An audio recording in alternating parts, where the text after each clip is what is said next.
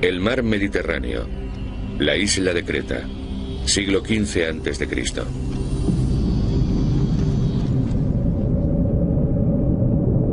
Uno de los mayores misterios de la arqueología lo constituye la desaparición de la Atlántida, el legendario continente perdido. No se ha hallado un solo indicio de su extinta civilización. No obstante, su leyenda perdura.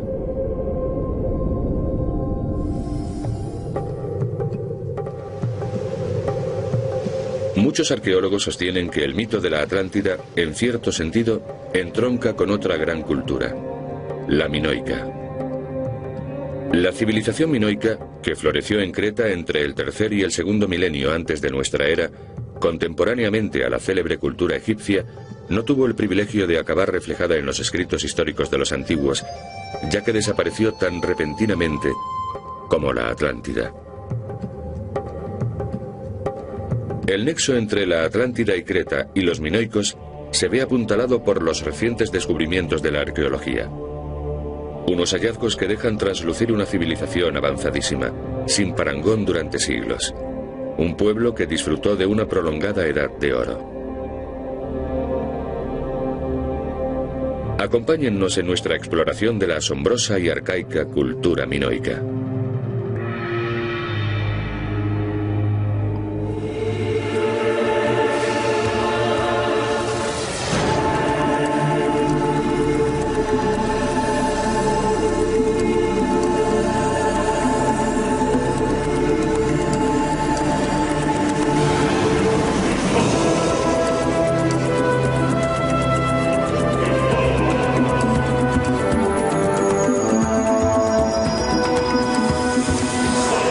Secretos de la arqueología. Los secretos de la isla de Minos. De todas las culturas comprendidas entre el tercer y el segundo milenio antes de Cristo, la egipcia acapara la atención gracias a su deslumbrante escultura y su arte. Los jeroglíficos que nos legó, las tumbas regias y su increíble arquitectura, entre la que se cuentan, por supuesto, las pirámides.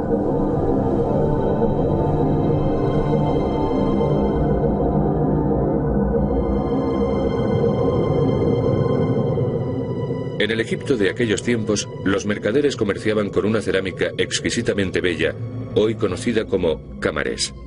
Según se decía, provenía de una isla enclavada en el centro del Mediterráneo, una rica, agradable y pacífica isla, un paraíso. Su descripción sedujo a muchos egipcios que desearon visitarla. Los viajeros transbordaban en varios puertos a lo largo de su recorrido por las costas libanesas, Chipre y las islas meridionales del Egeo. Uno de los primeros yacimientos fue hallado en el monte Ida, una montaña de casi 2.500 metros de altitud, situada en mitad de la isla de Creta. En el segundo milenio antes de nuestra era, Creta era el foco de unos vastos dominios que englobaban la mayor parte de las islas del mar Egeo. Por esta razón, la cultura minoica, bautizada así en honor a Minos, el legendario rey de Creta, también se ha conocido por el nombre de civilización egea. En la costa sur de Creta, los arqueólogos exhumaron indicios de un asentamiento minoico, Agia Triada.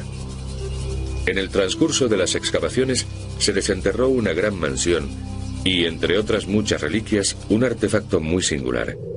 En sus costados se representa una procesión. Las figuras alineadas sonríen serena y alborozadamente. El objeto es, sin duda alguna, un sarcófago. Y el desfile, pese a su aire festivo, no puede ser más que un cortejo fúnebre.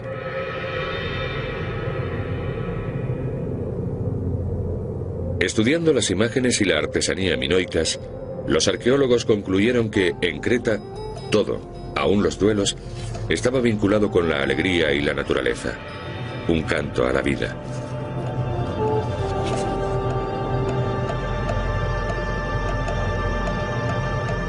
Esto contrastaba vivamente con la gravedad de los ritos funerarios egipcios, con su riguroso culto a los muertos.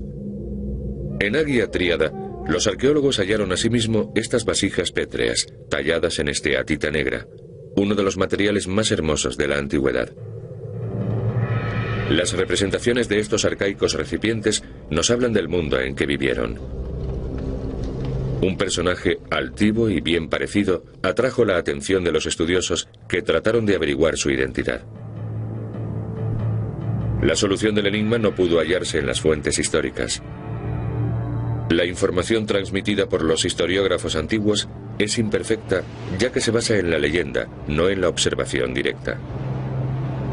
La única fuente narrativa de que disponemos en torno a Creta y los minoicos es la legendaria historia del rey Minos, cuya descripción coincide en gran medida con el aspecto del personaje esculpido en la vasija de esteatita.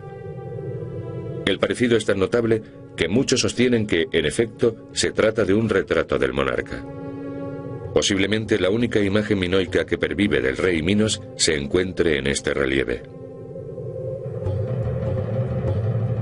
La mitología nos habla de un ser monstruoso, el Minotauro, mitad hombre, mitad toro, nacido de la unión de un toro blanco y Pasífae, la esposa de Minos.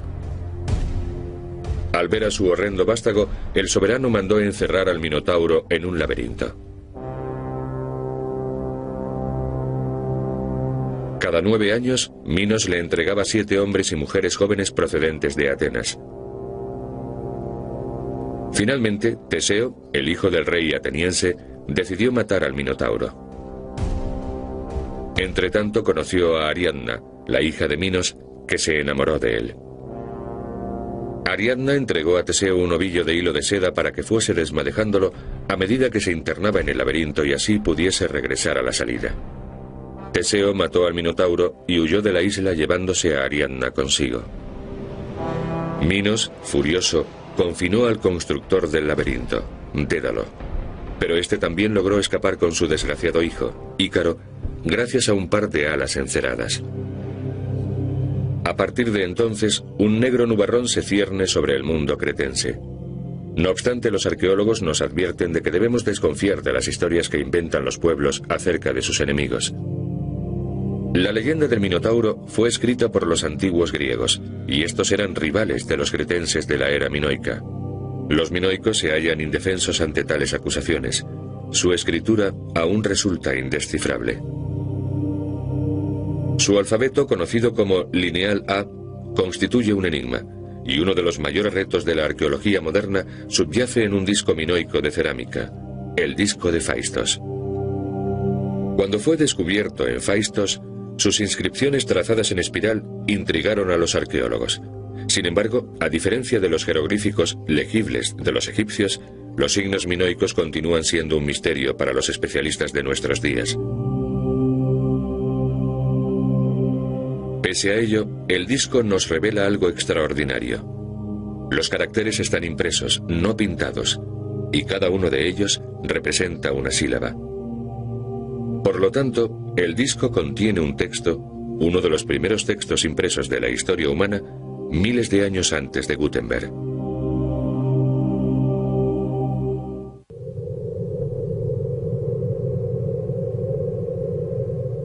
A finales del siglo XIX, un arqueólogo inglés, Arthur Evans, dio con estos polvorientos e interesantísimos sellos en un rastro anticuario de Atenas. Descubrió su procedencia cretense, de modo que decidió emprender allí una excavación, en Knossos. Comenzó a desenterrar los restos de unas estancias profusa y refinadamente decoradas. Los suelos de las moradas se encontraban perfectamente apilados, como si se hubiesen derrumbado unos sobre otros a resultas de un seísmo o una catástrofe por el estilo que hubiese azotado la ciudad. Evans reconstruyó todo lo reedificable. Sin embargo, cuanto más excavaba, más consciente era de la excepcionalidad de aquellos edificios. Las salas, en número de más de 1500, estaban todas interconectadas, como si todo el solar del yacimiento hubiese estado cubierto por un solo palacio, del tamaño de una ciudad. Por toda el área se hallaron grandes astas de piedra y representaciones taurinas. Evans comprendió que Knossos era una extraordinaria ciudad-palacio, como jamás se había visto otra igual, una ciudad laberinto donde el toro era objeto de gran veneración. Y así es como descubrió el mítico palacio de Minos, el laberinto del que huyó Teseo y el secreto del Minotauro.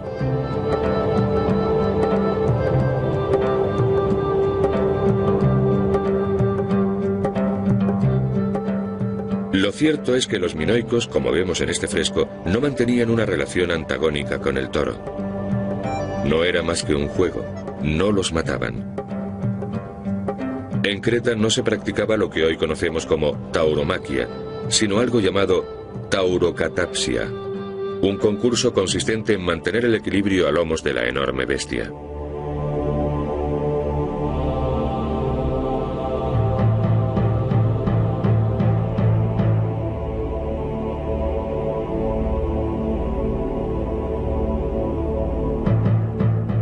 En la antigüedad, la ciudad laberinto de Cnosos no dejó de evolucionar. Su arquitectura debió de ofrecer un aspecto muy distinto a los egipcios que la visitaron.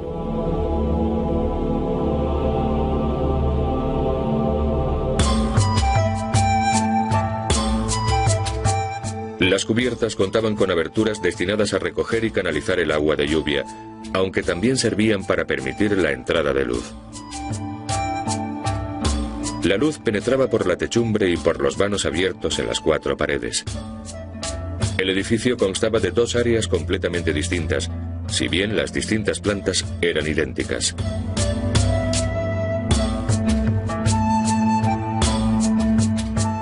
Hoy, gracias a las excavaciones de Evans, podemos reconstruir la apariencia de este asombroso palacio.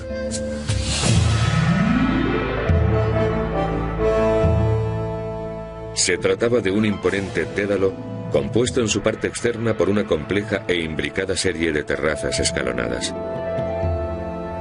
A diferencia del reino egipcio, cuyos súbditos vivían en cabañas de adobe, pero edificaban construcciones colosales, como las pirámides, para rendir culto al más allá, he aquí un pueblo que creó una arquitectura descomunal y grandiosa no para celebrar la muerte, sino para vivir la vida con dicha.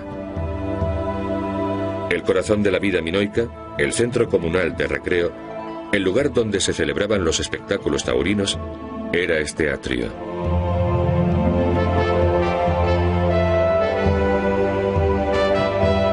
Dominándolo, elevados a cierta altura sobre todo este boato, estaban los aposentos regios. En este patio central se encontraban tanto las dependencias privadas de la familia real como el espacio público desde el que los habitantes de Cnosos asistían a los festivales taurinos.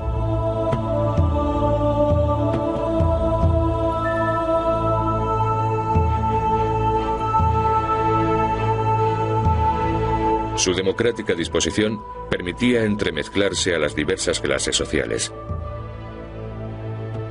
El centro de poder minoico, el Salón del Trono, dominaba asimismo el atrio. Lo más sorprendente es que el Salón del Trono de esta arcaica urbe continúa intacto aún hoy. Y el solio de Minos aún se encuentra en su emplazamiento original.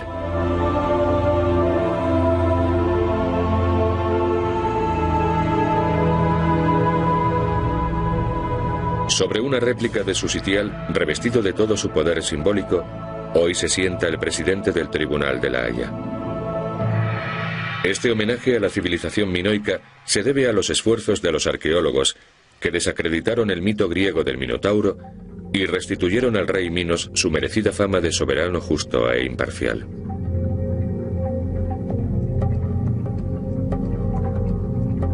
En la sociedad minoica, las mujeres gozaban de los mismos derechos que los hombres. Hoy diríamos que estaban liberadas y emancipadas. Vestían ropajes de vivos colores y se embellecían con ricas joyas. Desempeñaban un papel crucial en la vida cotidiana, y eran ellas quienes promovían las actividades de la corte. De hecho, uno de los más bellos salones de la ciudad palatina de Cnosos estaba dedicado a una fémina. A través de los coloridos corredores del palacio, accedemos a los aposentos de la reina.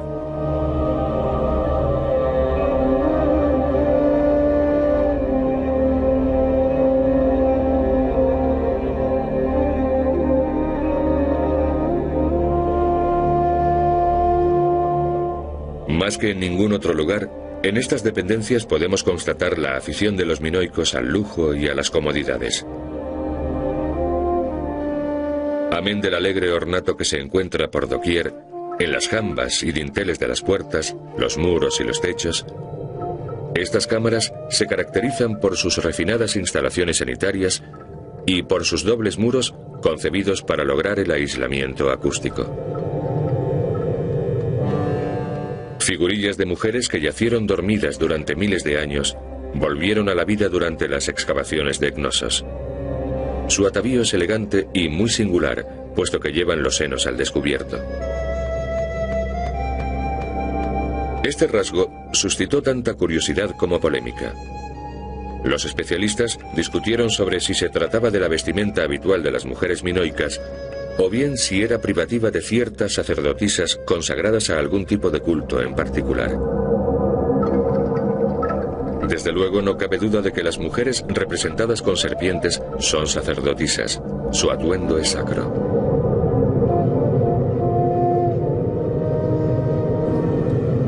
No obstante, en subsiguientes campañas arqueológicas se hallaron decenas de pinturas en las cuales se representaban escenas de la vida cotidiana, y en ellas las mujeres aparecen con los pechos al aire. Esta circunstancia condujo a los arqueólogos a concluir que esta moda tan desinhibida estaba muy extendida entre las féminas minoicas. Esta teoría queda corroborada asimismo gracias a un sinnúmero de pinturas cretenses. Los minoicos disfrutaban de un benévolo entorno natural, de clima templado merced a su latitud, al que sabían sacar todo su partido. Los artefactos exhumados por los arqueólogos nos presentan una nueva imagen de la civilización minoica.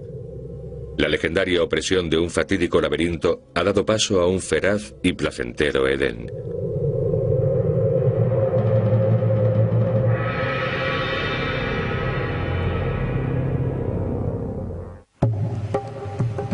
Creta, cuna del rey Minos y de la civilización por él fundada, era el eje de un vasto imperio que englobaba centenares de islas vecinas del archipiélago de las Cícladas, una de las regiones más cautivadoras del globo.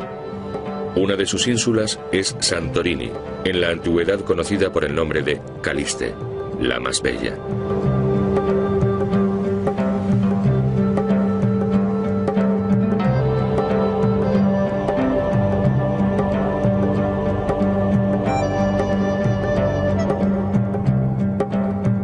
Las negras rocas volcánicas que cubren la mayor parte de Santorini son los antiguos residuos de un volcán aún en actividad.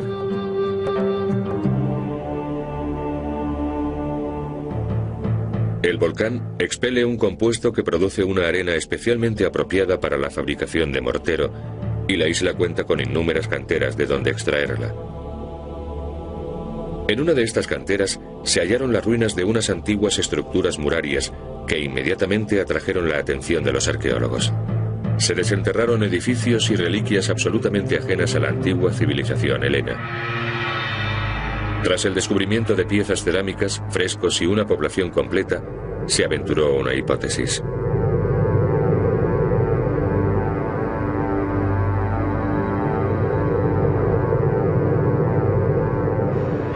Era evidente que una tremenda erupción había soterrado la ciudad bajo una capa de arena y cenizas y que posteriormente se había solidificado. La población, hoy llamada Akrotiri, había quedado destruida a resultas de uno de los mayores desastres naturales de la historia: la desaparición de la mitad de la isla de Santorini bajo el mar, un suceso acaecido alrededor del año 1500 a.C.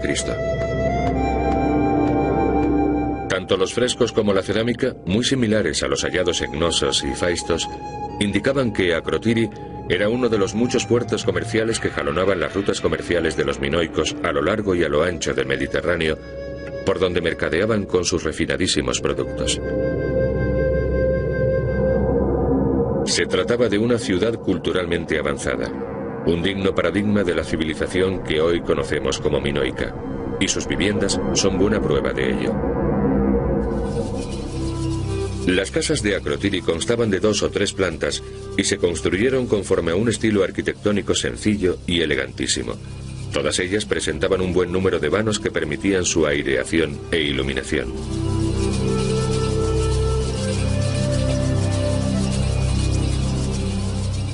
Al igual que en los palacios cretenses, en los muros externos se encontraban los desagües de las instalaciones sanitarias que vertían, por increíble que parezca para aquellos tiempos, en una red de alcantarillado. Las escaleras y los suelos eran elásticos. El ático presentaba una estructura de vigas de madera, así como una malla confeccionada con cañas y ramas, materiales ligeros, recubierta de arena fina compactada. ¿Qué explicación podría tener tan curiosa técnica constructiva? Tanto entonces como hoy, el volcán originaba terremotos que conmocionaban la isla. Las moradas de Santorini se edificaban siguiendo una especie de rudimentario, aunque eficaz, sistema antisísmico. Los minoicos habitaban unas tierras verdes y fértiles. En Creta, del monte Ida fluían abundantes aguas que regaban los campos. La isla se hallaba circundada y protegida por un mar del que eran los amos indiscutibles. Vivían en una sociedad libre de conflictos. Y aún así, su civilización desapareció inopinadamente. Los arqueólogos se preguntaban cómo es posible que una cultura capaz de legarnos tan significativos e impresionantes restos pudiera arruinarse tan rápida y misteriosamente. Al componer este rompecabezas, los arqueólogos comprendieron que un cataclismo como la erupción de Santorini pudo conllevar desastrosas consecuencias más allá del ámbito de la propia isla. Calcularon que la mitad de la isla que se sumergió en el mar debió de desplazar una enorme masa de agua, generando así una gigantesca ola de más de 100 metros de altura. Tan solo pudo dirigirse hacia el sur, arrasando a su paso Creta y su capital, Knossos.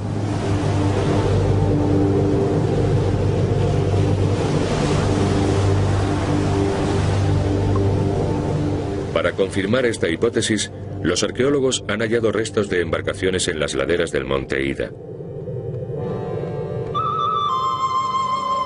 El volcán de Santorini no solo destruyó la mitad de la isla y enterró a Crotiri en cenizas, sino que además exterminó la célebre y poderosa flota minoica, cuya pérdida dejó a esta civilización expuesta y vulnerable a la invasión de los micénicos. Una cultura nacida del mar murió a merced de su furia. Los descubrimientos arqueológicos relacionados con el último estadio y el fatal destino de la isla de Minos, así como la práctica destrucción de la isla de Santorini, tienen mucho en común con otro imperecedero enigma. Durante siglos, los eruditos han tratado de determinar la situación de la Atlántida, el continente perdido. El mito de la Atlántida tiene su arranque en los escritos de Platón. Conforme a la leyenda, se trataba de un mundo idílico que vivía una edad de oro, una isla que constituía un auténtico paraíso natural, enriquecido con portentosas obras de ingeniería hidráulica. En el centro de la ínsula se alzaban un inmenso y complejo residencial rodeado de bosques, y todo esto desapareció un día engullido por el mar. Según Platón, la Atlántida se encontraba más allá de las columnas de Hércules, el actual estrecho de Gibraltar, en el Océano Atlántico. No obstante, su información era de tercera mano, ya que se la debía al sabio Solón, que a su vez la había obtenido de los sacerdotes egipcios.